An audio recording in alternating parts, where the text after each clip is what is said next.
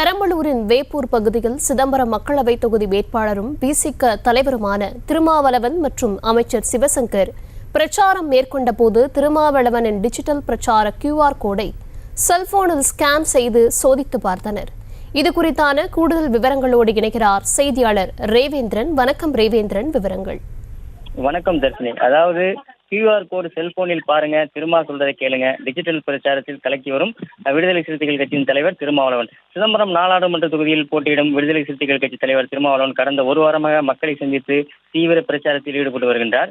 இதன் ஒரு பகுதியாக டிஜிட்டல் வழியிலும் விசிக அதிக அளவு இளைஞர்களை சென்று சேரும் விதமாக QR கோடு மூலம் பிரச்சாரத்தில் ஈடுபட்டுள்ளார். விசிக சார்பில் ஒட்டப்பட்டுள்ள இந்த போஸ்டர்களில் காணப்படும் QR கோடை செல்போனில் பார்க்கும்போது திரையில் திருமாவளவன் தோன்றி இந்த நாடாளுமன்ற தேர்தலில் மக்கள் தனக்கு ஏன் வாக்களிக்க வேண்டும், தனக்கும் தொகுதிக்கான உறவுகள் குறித்து பேசுவார்.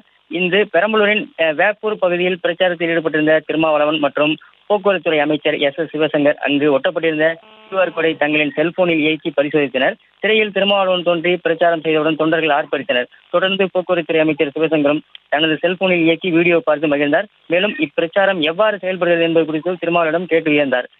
இந்த சம்பவம் அப்பகுதி மக்களிடையே மிகப்பெரிய வரவேற்பை பெற்றுள்ளது. தர்ஷினி, விவரங்களுக்கு நன்றி ரேவேந்திரன். செய்திகளை உடனுக்குடனும் துல்லியமாகவும் தெரிந்து கொள்ள சப்ஸ்கிரைப் பண்ணுங்க.